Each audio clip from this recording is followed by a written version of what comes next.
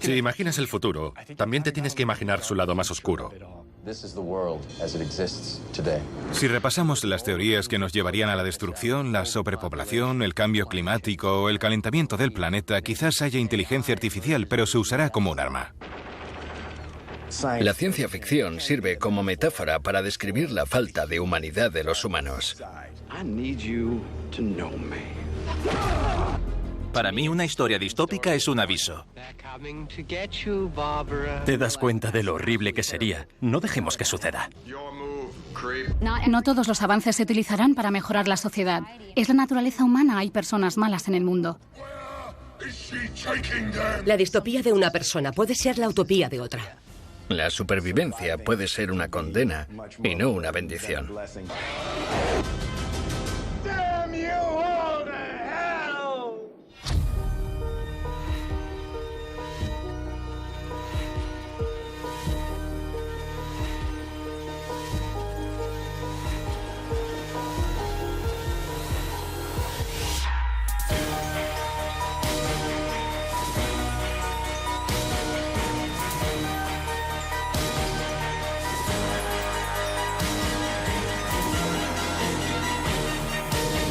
Historia de la ciencia ficción.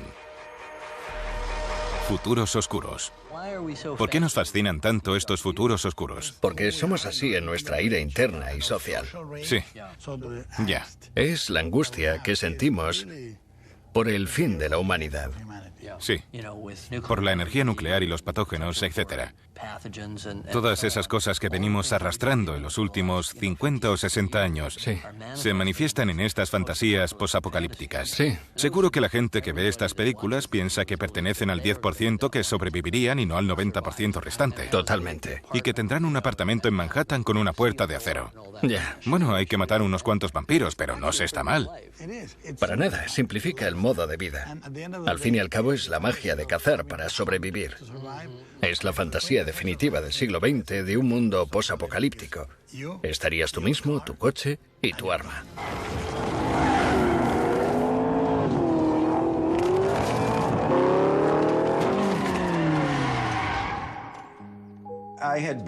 Llevaba años detrás de Soy Leyenda. Arnold Schwarzenegger la tuvo parada 10 años y no la soltaba. Yo decía, vamos tío, si eres gobernador, ya no la vas a hacer. Y con el tiempo dijo, vale, no la voy a hacer. El doctor Robert Neville es un virólogo dedicado a salvar a la humanidad, pero no lo consigue. Hay una epidemia mundial que convierte a la población en una mezcla entre vampiros y zombies. Y Neville es el único hombre que queda. ¿Cómo sería el mundo después de encontrar una forma para deshacerse de nosotros? Esa es la premisa central. ¿Cómo sobrevive un hombre que lo ha perdido todo y solo ve pasar los días? Ser la última persona viva en la Tierra habla del concepto de soledad existencial, de una realidad horrible para el ser humano, de nacer y morir solos. A veces la supervivencia puede ser una condena y no una bendición. Parte de su belleza es que así es como muchos nos sentimos en la vida real. Cuando Will Akiva y yo conceptualizamos la película, queríamos conservar los elementos que hacían de Soy Leyenda lo que es. Una de mis imágenes favoritas de la novela es que al final Neville descubre que las criaturas que él pensaba que eran los monstruos no lo eran. Lo era él. Que la mujer que retenía en su laboratorio era algo así como el amante de la criatura alfa que siempre le perseguía. Y descubre que si se la devuelve, puede que le deje vivir. Y así lo hace. Él los veía como monstruos y viceversa. Como concepto, es espectacular. Es la verdad subyacente en todos los conflictos. Pero el público casi nos abuchea. Estuvimos a esto. Así que lo rehicimos y al final se sacrifica para salvar la cura. Esa es la diferencia entre la ciencia ficción de novela y la ciencia ficción de cine. El género cambia cuando añades imágenes. Soy Leyenda es una novela publicada en 1954 y no solo es la historia de apocalipsis por enfermedad más importante, sino que además es la que goza de mayor repercusión. Se ha adaptado muchas veces. La primera fue a principios de los 60 con Vincent Price. Y luego, en los 70, tuvimos una versión muy popular llamada El último hombre vivo. Si te fijas en el apocalipsis de la ciencia ficción, va por rachas. En los 70 hubo una oleada de pensamiento apocalíptico. Claro, pero ya venía de los 60. Fue como un despertar de la conciencia humana. Era obvio que se manifestaría de esa manera. Después del 11 de septiembre resurgió de manera casi inmediata. Cierto. Obras como Soy Leyenda, toda esa oleada. Claro, claro. De pura preocupación. De nuevo ese pensamiento de los 70 de a lo mejor nos cargamos todo esto. Me fascina la manera en la que la ciencia ficción manifiesta nuestras angustias, nuestros sueños y nuestras pesadillas. Toda generación tiene su propia versión del apocalipsis. Un suceso horrible que aniquila a casi todo el mundo a la vez. Y el apocalipsis es un tema recurrente en la ciencia ficción, y siempre lo será. Nos interesa porque creemos que es una cuenta atrás, que va a producirse en cualquier momento. Los escritores y cineastas de ciencia ficción nos han dado alas al iluminar por nosotros las oscuras posibilidades que cada día son más reales. Para mí, uno de los finales más impactantes, apabullantes y desagradables es el del planeta de los simios. El libro en el que está basada la película, de Pierre Boulle, es solo una visión de otro planeta. Pero nos deja este aclamado final que nos pone el corazón en un puño en un segundo, cuando descubrimos que no han viajado a otro planeta. Sin saberlo, han viajado al futuro en la Tierra.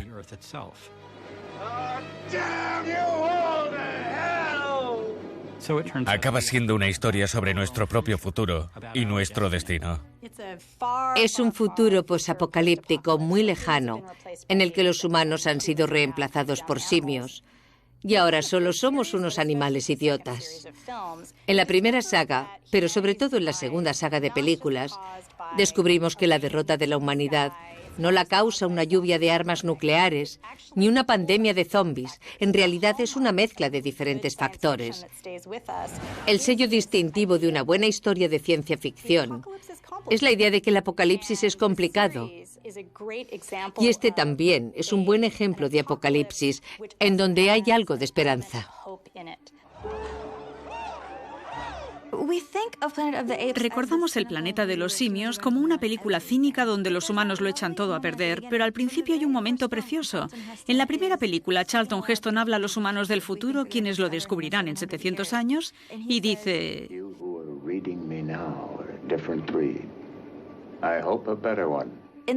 ese optimismo me emociona.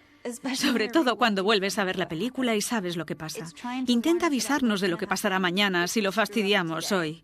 Es como si tiraras una piedra en una piscina y se despertara en la última onda, donde lo que ocurrió en 1972 ha destruido el mundo.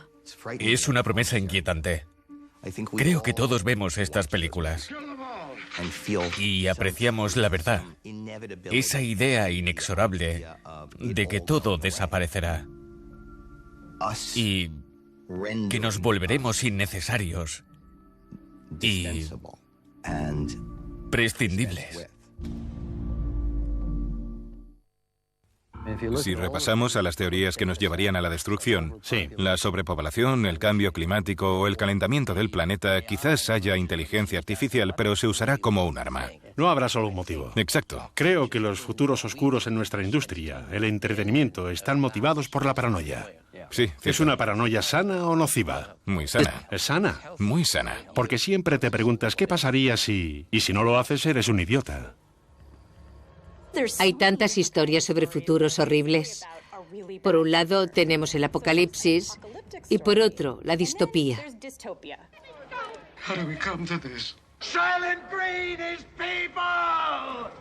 La distopía se produce cuando algo sale mal y las cosas no mejoran. Es una mirada al futuro de lo peor que podría pasarle a la sociedad. Normalmente, algo que el humano se hace a sí mismo. Primrose Everdeen.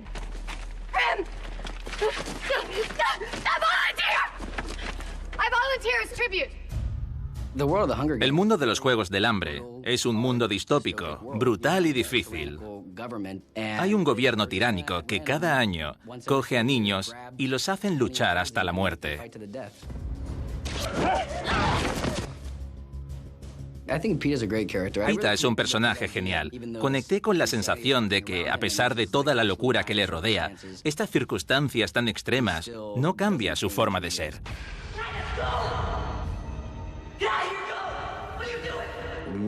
Cuando el entretenimiento se convierte en un espectáculo tan oscuro, se puede usar como herramienta de opresión. La idea de ver violencia como una distracción política se remonta a los antiguos gobernantes romanos que decían: dadles pan y circo, es decir, aseguraos de que tienen el estómago lleno y algo para ver y distraerse. Así no saldrán a la calle a protestar.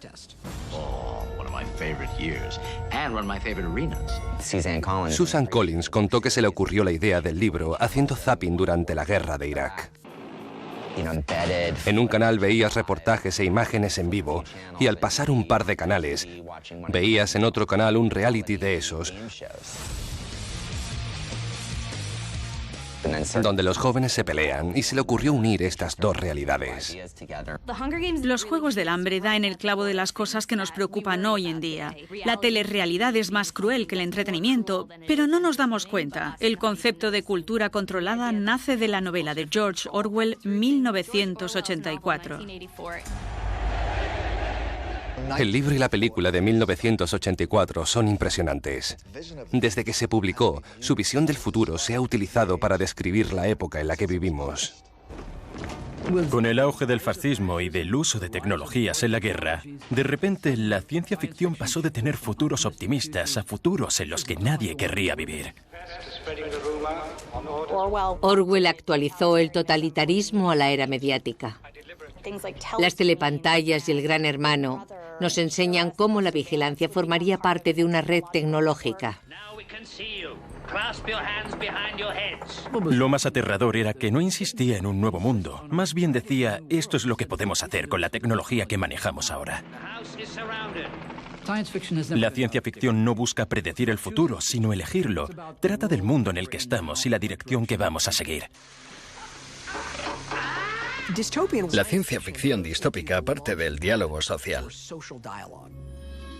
Y a partir de ahí, se desarrolla en una experiencia dentro del mundo real. We turn to Thailand, where protesters have been inspired by the Hunger Games movie. A three-finger salute is now a symbol of uprising. ¿Trata los Juegos del Hambre de la revolución? Por supuesto. Susan creó historias sobre la guerra y sus consecuencias para adolescentes y no se cortó ni un pelo. El instituto es el peor caso de distopía. Son otros los que te dicen qué puedes hacer, a dónde ir y quién debes ser. Pero en la literatura para jóvenes adultos, como en los Juegos del Hambre o Divergente, son los jóvenes, sobre todo las mujeres jóvenes, las que llevan las riendas y tienen el poder para cambiar el mundo que les rodea. Katniss es un personaje estupendo y su manera de luchar es creíble.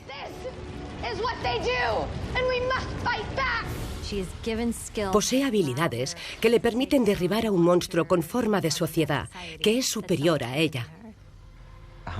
Los Juegos del Hambre no termina con un lacito que augura un mundo mejor donde todos son felices.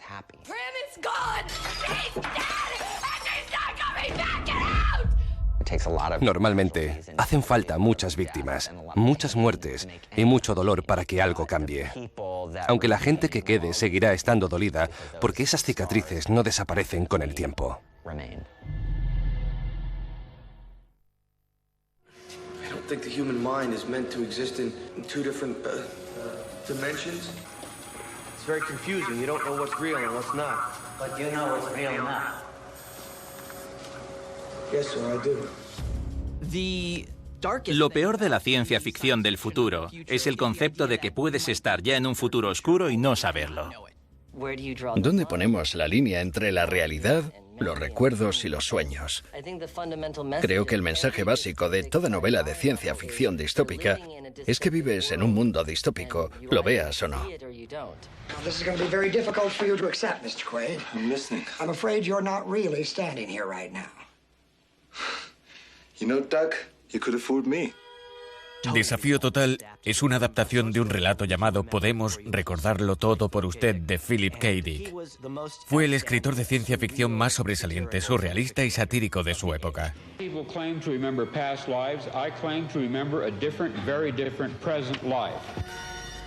Se hicieron varias adaptaciones en Hollywood de sus historias.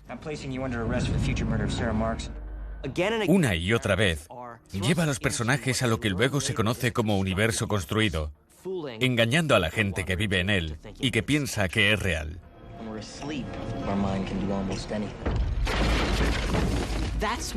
La buena ciencia ficción es la que te hace replantearte la realidad y la que te obliga a mirar lo que das por hecho en la vida desde una nueva perspectiva, a veces un poco paranoica.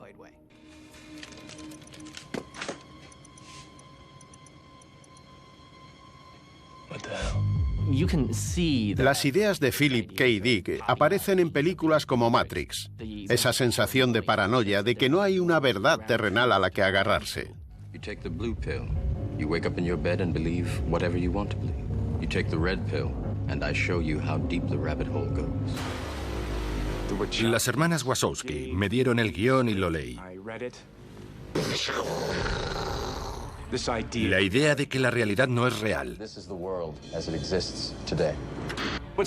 Lo que mola de Matrix es que ves lo que viene después. La esclavitud de los humanos para dar vida a las máquinas. Tienes realidad virtual, agentes, morfeos y kung fu.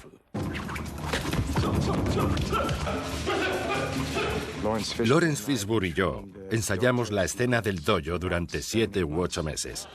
Fue muy emocionante estar allí y terminarla.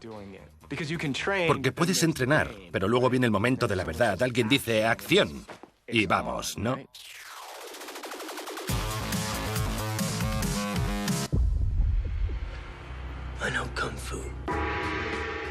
En el mundo sintético de Matrix, nuestros cuerpos no nos limitan, solo nos limita la imaginación. Por eso puedes disfrutar del efecto bala. Lo más interesante de Matrix es que usaba efectos especiales de forma inherente a la narrativa. Que exista el efecto bala en Matrix es el mejor ejemplo para ver que no es la realidad. Cuando estás en Matrix, puedes hacer cosas que no podrías hacer en el mundo real.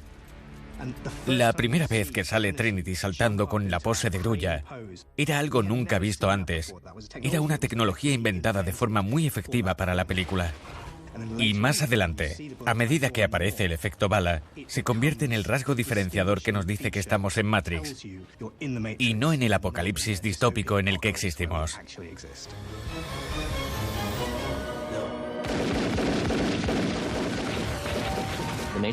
Matrix es una buena película si quieres ver efectos especiales y kung fu, pero también si quieres tener debates con tus amigos sobre sus connotaciones filosóficas. Matrix predijo una sociedad en la que la gente podía conectarse y perderse, donde ven lo que quieren ver y creen lo que quieren creer, porque es cómodo y seguro, aunque sea mentira. I know this steak doesn't exist. I know that when I put it in my mouth, the Matrix is telling my brain that it is juicy and delicious. Decir quiero comerme un filete o prefiero seguir dormido son opciones muy atractivas, ¿no? I don't want to remember nothing. Nothing. Matrix es pura ciencia ficción, porque incluye el gran momento de la decisión personal. ¿Nos conectamos y somos solo un engranaje más sin conciencia? ¿O nos desconectamos y elegimos vivir en un mundo frío, oscuro, complicado, difícil y real?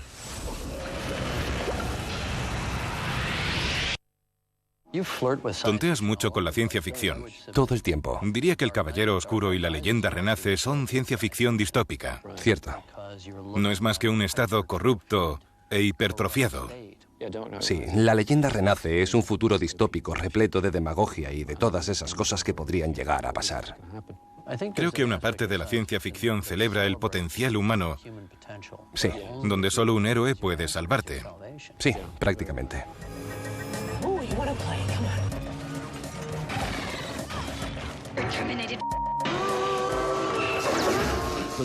La función de los héroes en los futuros más oscuros es derrotar a las fuerzas que han hecho posible esa distopía.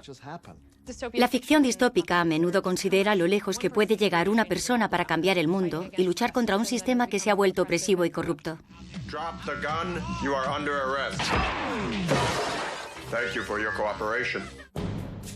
Robocop es un policía que es mitad humano, mitad máquina. Es un buen hombre que sabe que hay malas personas y que hay que detenerlas.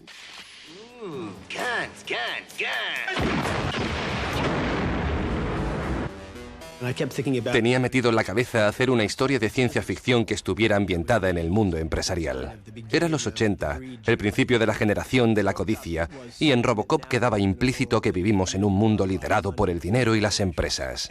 Pensé que deberíamos hacer una película donde fuera inevitable, pero donde quizás se pudiera evitar. Robocop cree que va a atrapar a un villano, pero resulta que ese villano es mucho mayor que él. Es el sistema. Ese es el poder de la ciencia ficción.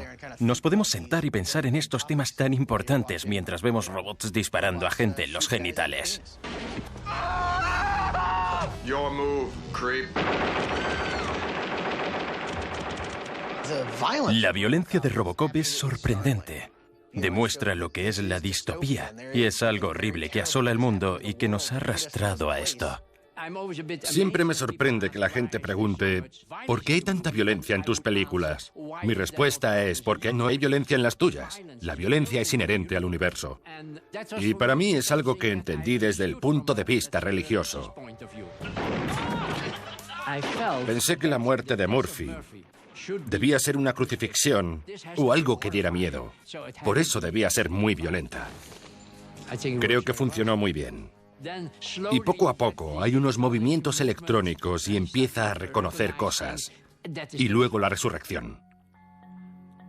Veo la belleza de esa historia y quería que saliera en la película. Y de repente se me ocurrió que caminase sobre el agua. Así me imaginaba yo a Robocop, como el Jesús americano. Robocop es una sátira política, y darnos cuenta de que es una alegoría de Jesucristo nos demuestra que nos aferramos al significado cultural de que existen salvadores que sacrifican todo para ayudarnos. La ciencia ficción nos muestra un futuro horrible y distópico, pero hallamos esperanza en los héroes de la historia. Mad Max, el desagradable antihéroe. Mad Max fue como escuchar una canción y decir, madre mía, ¿de dónde ha salido? El director George Miller se crió en Australia. De adolescente vio a muchos de sus amigos morir en accidentes de tráfico. Con los años se hizo médico y vio muchos cadáveres que llegaban mutilados por la carretera. Por eso, cuando se hizo cineasta, la idea de contar historias de la vida y la muerte en la carretera le salió natural. En la primera peli, la sociedad está al borde de la destrucción. Y a medida que pasan los minutos, Max, que era policía, se vuelve loco intentando atrapar a los criminales. Y al final pierde a su familia. Después, en la segunda película, El guerrero de la carretera, vemos que se ha producido una guerra nuclear y la gasolina ahora escasea, y eso nos lleva hasta un páramo posapocalíptico por el que viaja Max. Mad Max puede salvar la situación, pero el mundo solo va de mal en peor, en peor, en peor. Hay varias películas sobre las que pivota la cultura, y El guerrero de la carretera es una de ellas. Como dijo el escritor de ciencia ficción, J.G. Ballard, es la Capilla Sixtina del punk.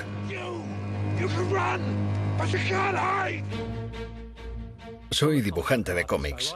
Escribo, dibujo y vivo rodeado de palabras e imágenes. Cuando George Miller me llamó porque quería hablar conmigo de Mad Max, le dije que sí.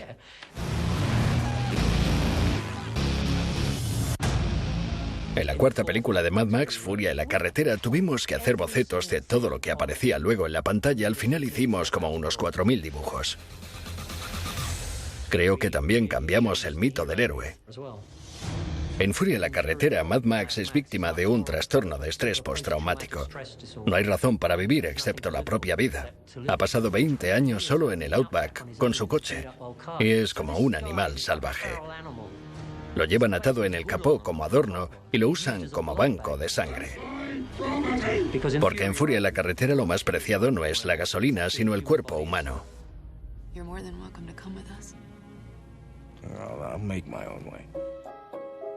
Es como si en la saga de Mad Max, después de la primera película, ya no se viera a sí mismo como un héroe. No es su mundo. Por eso son mujeres como Furiosa las que deben trabajar para que sea un lugar mejor.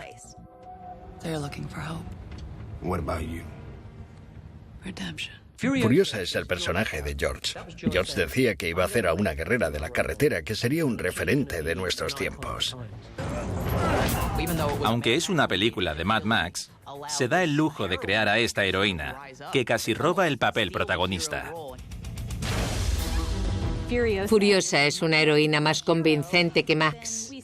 Comprendemos mucho mejor su historia y sus motivaciones. Tiene que proteger a las mujeres que intentan escapar de un esclavista terrorífico y cruel.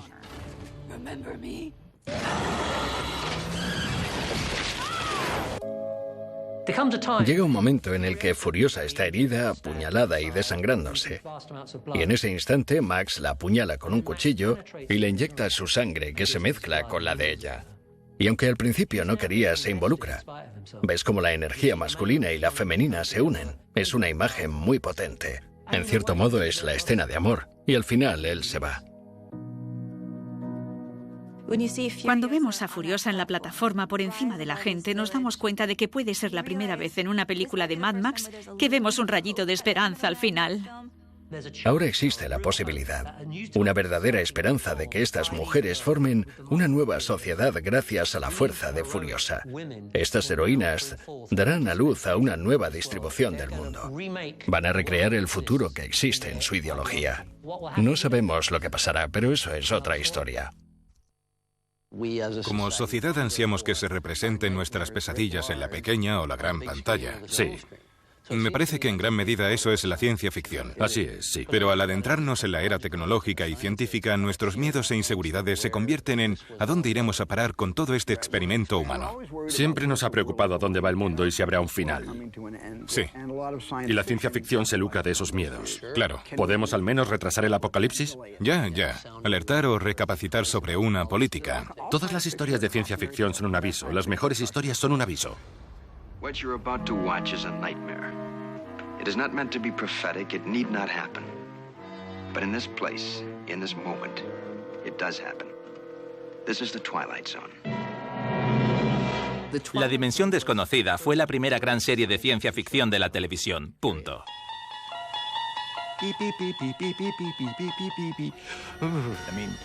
Todos recordamos los años 50 como una época tranquila y perfecta, pero la Dimensión Desconocida nos ofreció también su lado más oscuro. Siempre había un giro inesperado y me encantaba. Me encantaba esa desgarradora ironía. Tiene todo el tiempo del mundo para leer, pero se le han roto las gafas.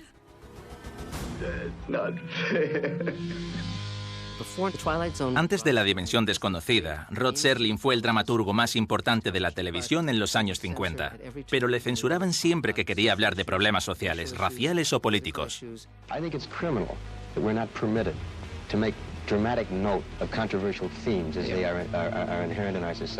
Esa insatisfacción o frustración hizo que Rod Serling creara una serie en la que pudiera hablar sobre estos temas de una forma a la que la censura y los patrocinadores no pudieran oponerse. Yo creo que una historia distópica es un aviso. Es una vía para poder levantar la mano y decir, parece que si vamos en esta dirección no acabaremos muy bien. Quizás deberíamos hacer ahora algo al respecto. You're all desperate to point some kind of a finger at a neighbor. But believe me, friends, the only thing that's going to happen is that we're going to eat each other up alive. Siempre que lees o ves una historia distópica piensas, bueno, eso ya está superado, no puede pasar. Y de repente nos golpea la realidad política o los problemas y nos damos cuenta de que estamos cegados. My name is Alfred.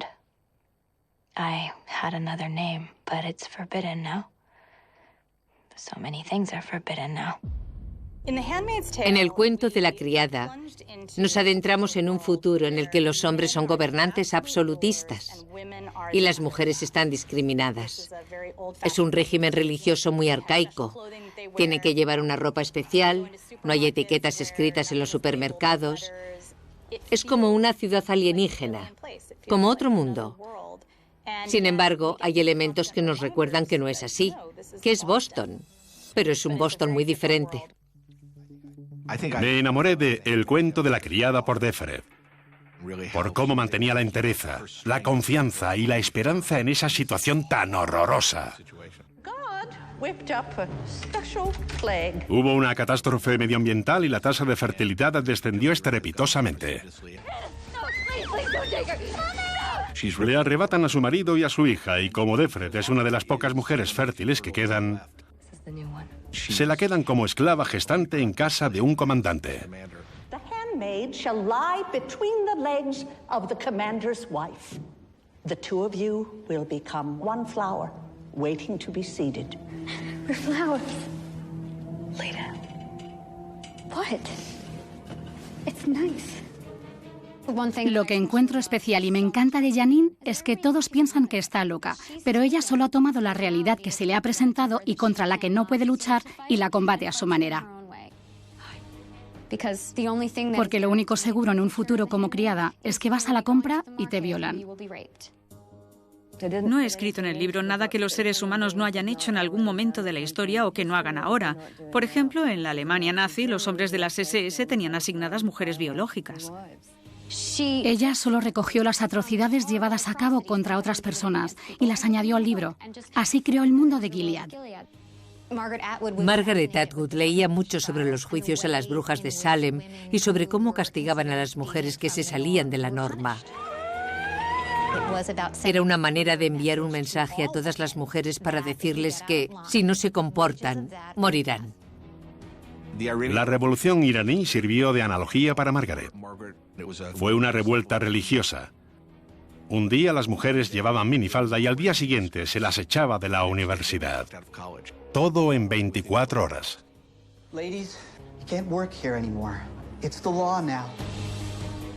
A Defred le quitan su trabajo y se da cuenta de que ha perdido el control sobre el dinero o la propiedad. Creo que esto tendría gran repercusión en los lectores de los años 80, porque las mujeres acababan de ganarse el derecho a tener tarjetas de crédito a su nombre en 1974.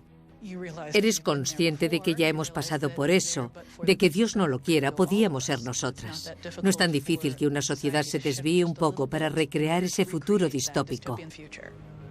Las obras de ciencia ficción representan el desmoronamiento de la sociedad como un aviso. Es más fácil ver una serie y descubrir cuáles fueron los hechos más importantes que repasar tu propia vida. When they slaughtered Congress, we didn't wake up. When they suspended the Constitution, we didn't wake up then either. In a gradually heating bathtub, you'd be boiled to death before you knew it. Esa idea de consumirse es lo que da tanto peso al cuento de la criada. Es la revolución de una porción muy pequeña de variables la que se convierte en las alas de la mariposa que desata una enorme tormenta. Yo lo veo como un aviso, no creo que sea una predicción. En las ascuas de la resistencia es donde se aviva el fuego, porque puedes quitarle todo a estas mujeres. Les puedes quitar sus familias, les puedes arrancar los ojos, pero no puedes quitarle su humanidad personal. Por eso no hay que bajar la guardia, porque si no, lo que te queda es Gilead. This may not seem ordinary to you right now, but after a time it will. This will become ordinary. I'm keeping this group together, alive. We get one thing straight. You're staying. This isn't a democracy anymore. Los relatos posapocalípticos van sobre volver a empezar y quizá crear un mundo mejor si se puede. Podemos rehacer una sociedad tras un apocalipsis. No vas a tener televisión a color de un día para otro, pero la respuesta que da The Walking Dead es ojalá. Pero no todo el mundo querrá llevar una vida tranquila. Yo escribí el cómic sobre un grupo de seres humanos normales y cotidianos que intentan sobrevivir al apocalipsis zombie y rescatar algo de lo que era antes su mundo. La razón que te hace seguir The Walking Dead es que los personajes son fascinantes. Luchan por descubrir dónde encajar en un mundo en el que ha desaparecido la sociedad y todas las reglas han cambiado.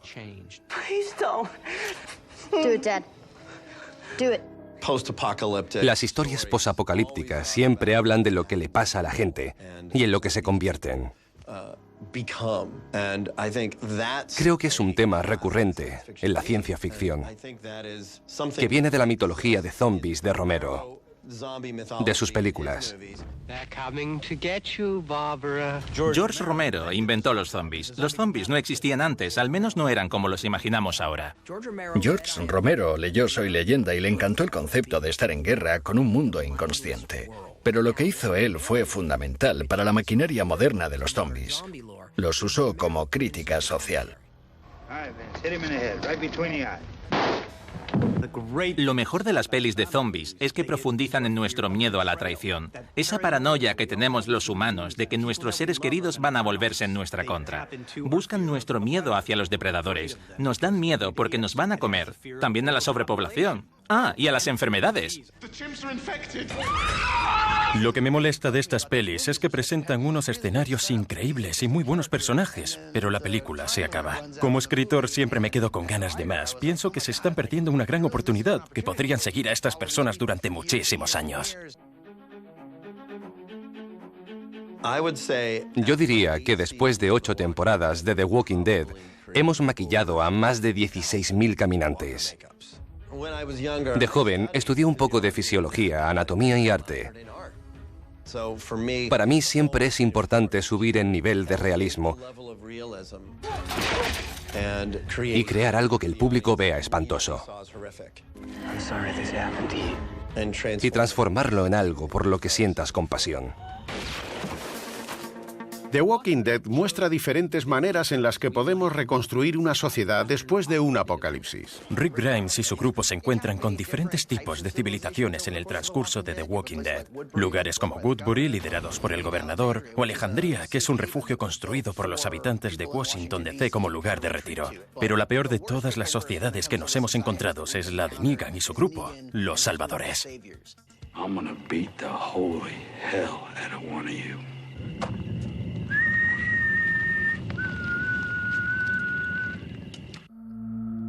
Como escritor, a veces me preocupa que la gente piense, el tío ese se lo está pasando bien. Es cruel, solo le gusta matar a la gente, se los carga a todos. Para mí no es tan fácil.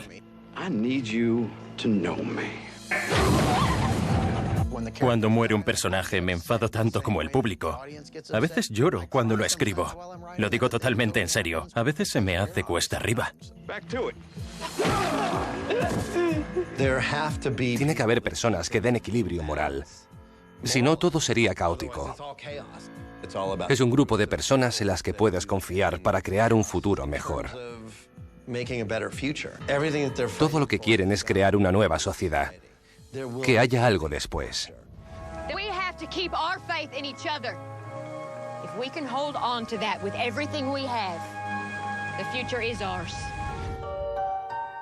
The Walking Dead capta esos pedacitos asombrosos de la naturaleza humana en sus mejores y sus peores momentos, cuando nos ponen a prueba y puede que nunca encuentres redención y que estés por encima del perdón.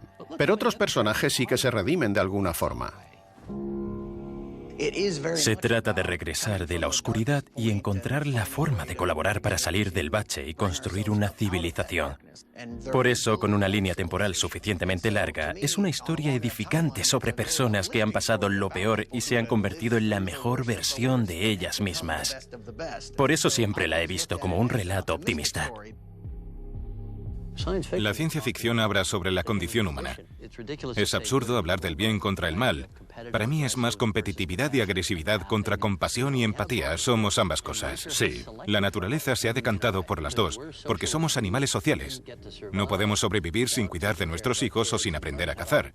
Ya. Y todas esas cosas que damos y compartimos entre nosotros. Y somos empáticos, conscientes y muy compasivos, aunque no lo demostremos en nuestra vida.